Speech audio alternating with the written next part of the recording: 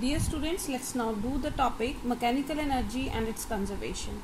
We know that mechanical energy is the sum of kinetic and potential energy. Kinetic energy plus potential energy is equal to mechanical energy. And we can prove that this total energy remains conserved. Means in one case we can say it is having potential energy. If potential energy dominates, in another case the kinetic energy may dominates, but overall if we talk about the total energy, which is the sum of kinetic and potential energy, that will remain constant, that is remain conserved. Now let us illustrate this. Let us consider the body, this is the path followed from A to B, and let this is the height h. Let the body is allowed to fall freely from B to A.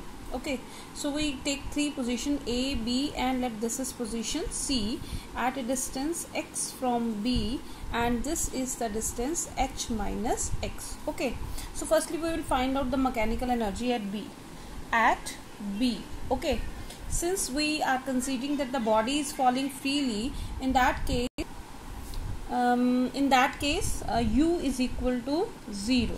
Okay, u is 0, it means we know that velocity is 0. Velocity is equal to 0. So at that point kinetic energy, which is given by half mv square, is equal to 0. Since velocity is 0, so kinetic energy is 0.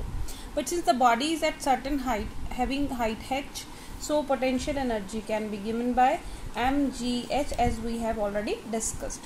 So now total energy is equal to kinetic energy plus potential energy, which is 0, plus mgh, which is equal to mgh. Now let us calculate the total energy at A. Okay, now let us consider at A, let velocity is v, and that is given by the formula v square minus u square is equal to 2a s. Okay, so firstly we will find out formula v square so that we can find out the kinetic energy. So initial velocity is 0, so v square is equal to 2a h, right? So kinetic energy is equal to half mv square, which is equal to 1 by 2 m into its v square is 2a h. A is here g, acceleration due to gravity, so this 2 will be cancelled out, so we will left with mgh. So at A the kinetic energy is mgh. Now what is the potential energy? Since h is 0, so potential energy is 0.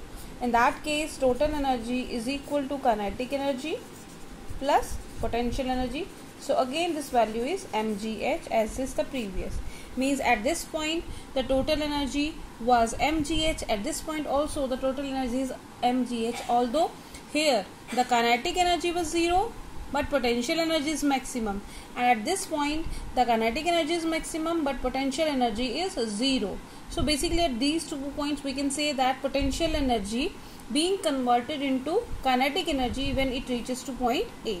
Now let us take this intermediate position C at a distance x from B. Okay, so we'll find out at C kinetic energy is given by half mv square. So firstly we will find out v. So again using the equation v square minus u square is equal to 2g. Now h is replaced by x, 2gx. So v square is equal to 2gx. Okay, so accordingly mv square, half mv square is, so we will rub it. So kinetic energy is equal to half mv square, which is equal to 1 by 2 m into 2gx. So to cancel, this is mgx. Now let us find out the potential energy at C. Potential energy is due to this height h minus x. So potential energy is equal to mg into h minus x. Now let us find the total energy. Total energy is equal to potential energy is mgx plus kinetic energy is mgx and potential energy is mgh minus x. So this mgx will be cancelled out, we are left with mgh.